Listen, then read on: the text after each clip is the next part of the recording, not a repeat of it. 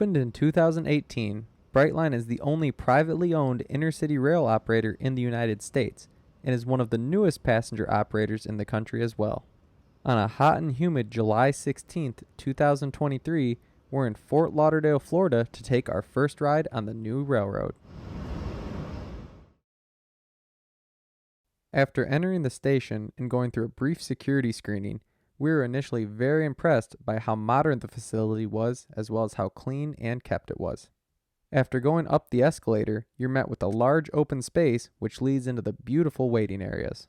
Brightline provides a standard class waiting area as well as a premium class waiting area. Both areas are similarly furnished, however the premium area includes snacks and beverages while you wait for your train. The waiting area in Fort Lauderdale offered great views of the surrounding city as well as views looking down the tracks to see when trains are approaching. Currently, Brightline runs hourly service, and in Fort Lauderdale, the southbound and northbound trains arrive and depart within minutes of each other. Before our northbound train to West Palm Beach, we catch the southbound train to Miami arriving. The southbound set we caught this afternoon was bright blue.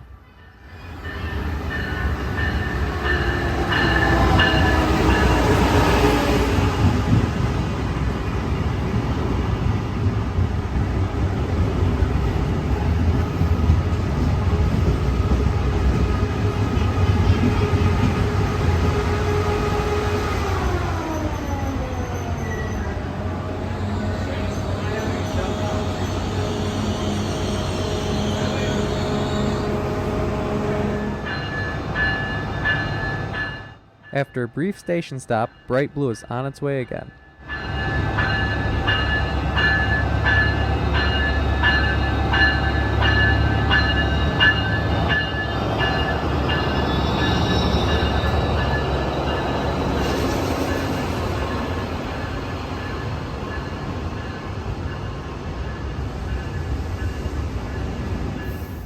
Brightline uses Venture coaches for their rolling stock and Siemens SCB-40 Charger locomotives as their power.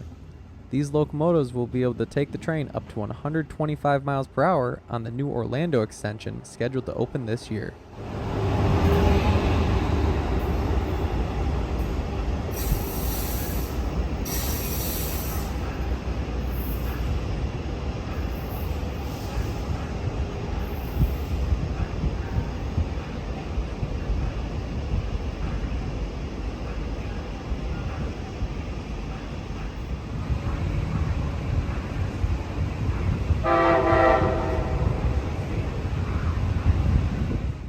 Moments later, bright red would come into view. This would be our northbound ride into West Palm Beach today.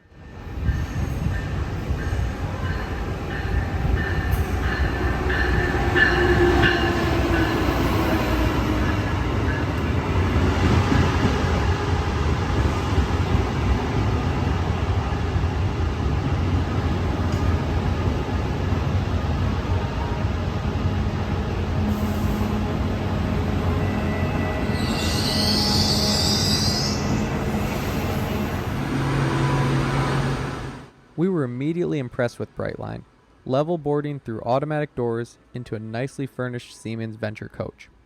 We will enter the seating area through the automatic door. We are greeted by a blue light and beautiful seats. It seemed that Brightline was using blue light in 2 of its cars and regular lighting in the other 2. We walked down the aisle and found our seat. The seating setup in Brightline is about 50% of the seats facing forward and 50% facing backwards. There are also quite a few large tables which allow for groups of 4 to sit together. My brother and I were able to sit at a table with no one else today. Within moments of sitting down, we departed the Fort Lauderdale station northbound. We decided to sit on the right-hand side of the train, which would be the ocean side as we head up the coast. We noticed that the station platforms were decently long. After talking to one of the Brightline employees, he said that in peak times the trains could be expanded to 6 cars.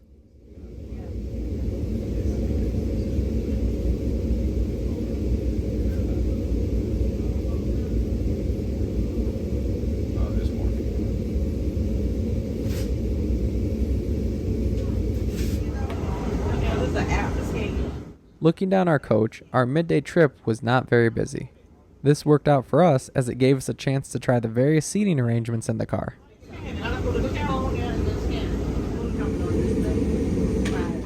Our table with 4 seats was well equipped. The seats were comfortable and had plenty of room, and the table was plenty big for getting easy and light work done. I rode the train all the way to New York a few times. The Venture Car tables featured an extension which would allow you to put a drink or a keyboard or something small on it.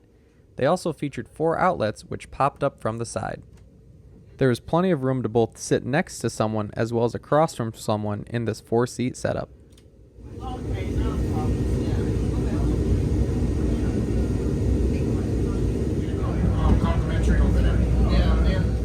Between Miami and West Palm Beach, maximum track speed for Brightline is 79 miles per hour.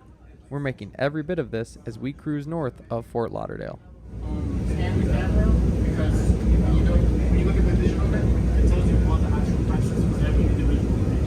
So I prefer this than starting at $2, starting at $2, starting at $10. That way you kind of know what's what. Okay. So take your phone, scan it, get to the link, that way. Thanks to our coach not being that busy, we were able to check out a pair of regular seats as well. These are the same style of seats that are used in the 4-seat table arrangement. Sitting in the seat, there's plenty of leg room for me to stretch out, as I can't even really reach the seat in front of me. There's also a little flip-down table for a phone or a small tablet to be propped up on. The tray table is plenty large and can easily fit a laptop or snacks or drinks or whatever you may need.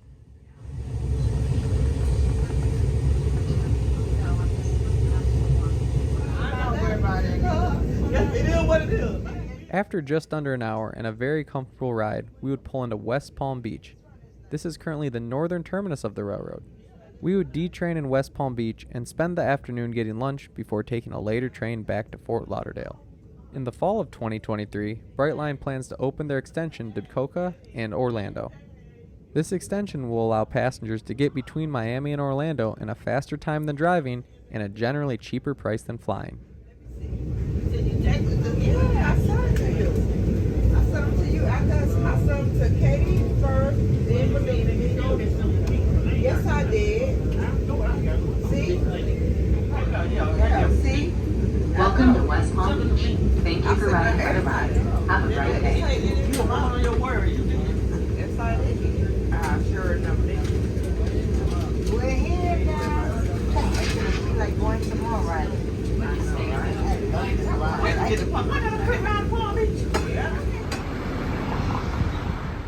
After getting off our northbound run, we take a look at Bright Red as it sits in the West Palm Beach station. Something unique about the Brightline stations is they all seem to include a passing track, which effectively makes them 3 main lines. This third track will allow freight trains to go by while trains are sitting in stations.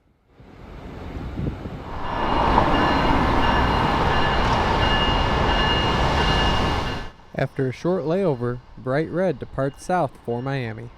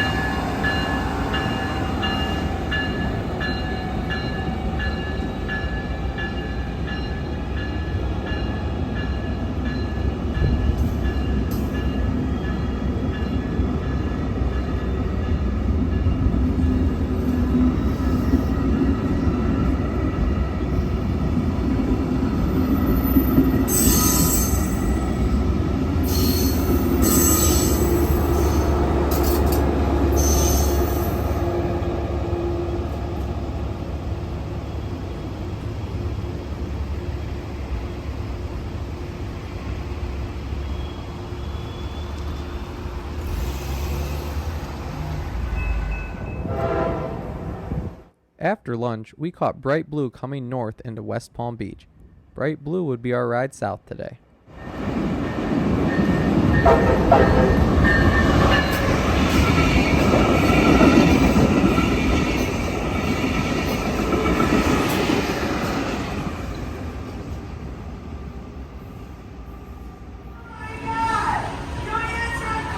The West Palm Beach station is almost identical to the Fort Lauderdale station.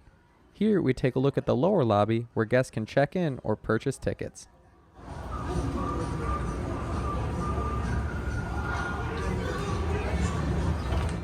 You go up a set of escalators or stairs where at the top you'll have a brief security screening and then be welcomed into the lounge and waiting area.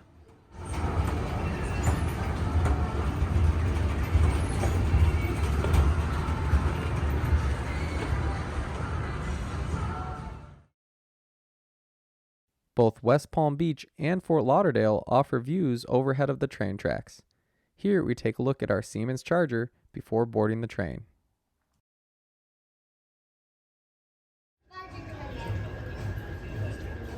The lounge in West Palm Beach is nearly identical to the one in Fort Lauderdale, offering a nice variety of seats as well as a bar for purchasing snacks or beverages.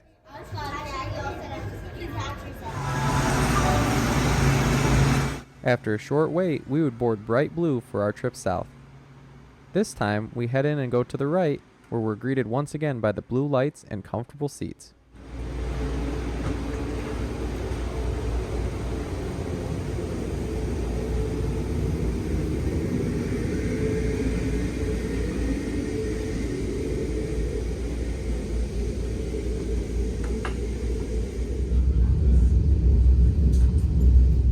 With an on-time departure, it's about an hour's ride down to Fort Lauderdale this afternoon.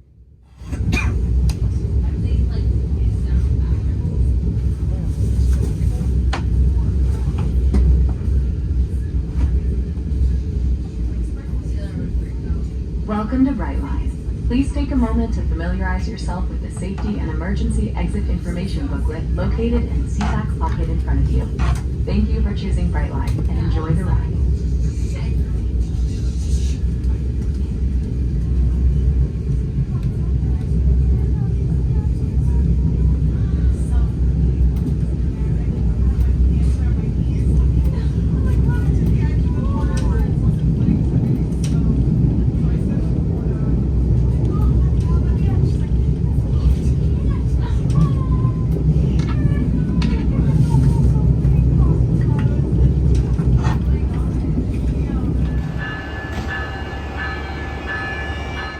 After detraining, we watched our train head south. Here, Bright Blue will depart Fort Lauderdale and head over the New River Bridge before continuing their journey to Miami.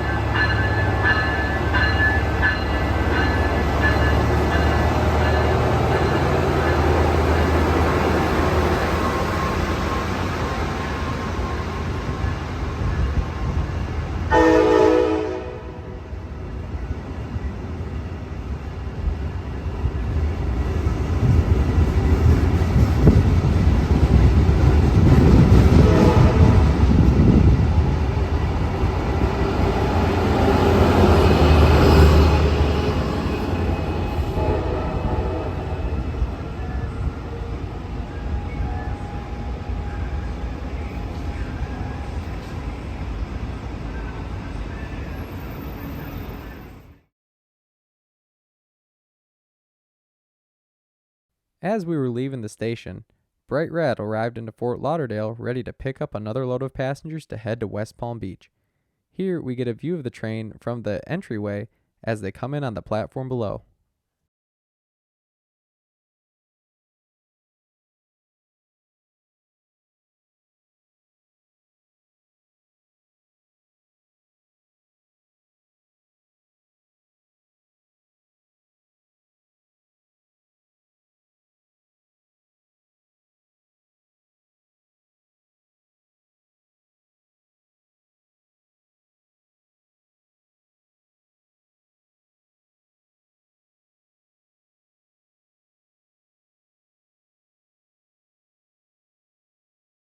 With boarding complete, the train departs northbound.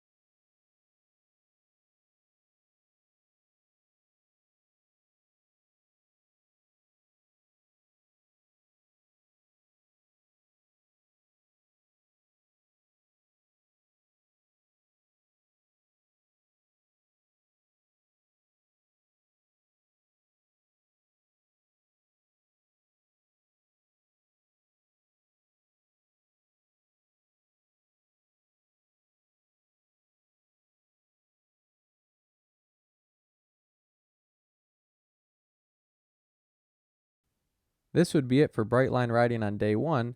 However, the second day of our trip, we would finish the route and head down to Miami Central before hitting the airport.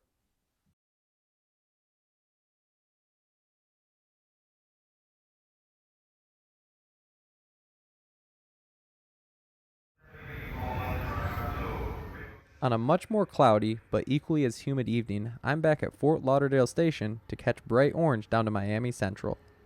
Tonight's ride will be a little quicker than the ride to West Palm Beach, but it will finish up the railroad for us.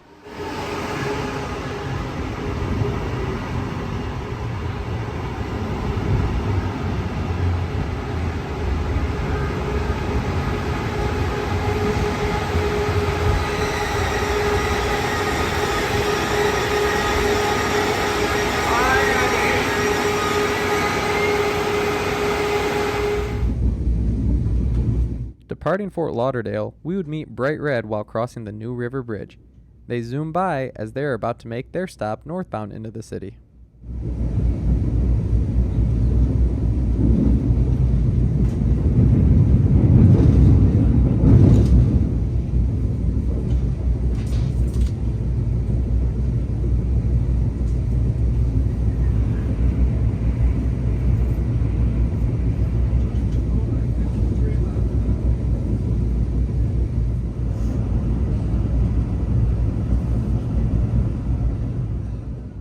As we continue south, we'll pass the Florida East Coast Fort Lauderdale Manifest Yard. Here we'll get a glimpse of some Florida East Coast standard cab EMDs as we roll by. As we roll on, some of the things about Brightline that really impressed me were the boarding process, the cleanliness of the stations and the trains, and the overall friendliness of the staff. Boarding was super easy and convenient, with you scanning your ticket at the entry point of the station and then not needing to be scanned for the rest of your trip. This made everything feel more relaxed, as you're not trying to present documents or tell someone where you need to be. The stations and trains were equally very clean. I hope that this can continue as Brightline's system ages and they expand their service. Lastly, all of the staff on Brightline, from the security guards to the station attendants, all the way up to the engineers, were all very friendly.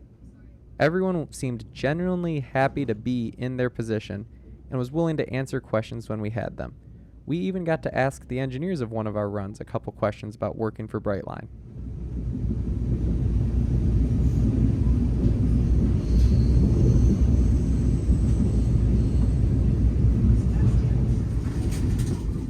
After just under an hour of travel, we roll into Miami.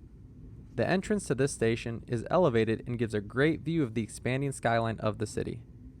Overall, I'd rate my experience on Brightline as a 10 out of 10 experience for rail travel. It really shows what train travel in the United States can be like, and what we should hope other companies and Amtrak strive to be. Personally, I'm looking forward to the Orlando extension of this route, as running 125 across Florida will be an amazing experience. I'm also looking forward to Brightline West, which could bring true high-speed rail between Las Vegas and Los Angeles. But as we pull up to the bumping post in Miami, that'll do for this video. Thank you so much for watching my trip on Brightline, and if you enjoyed this video, do not forget to subscribe for future rail fanning videos.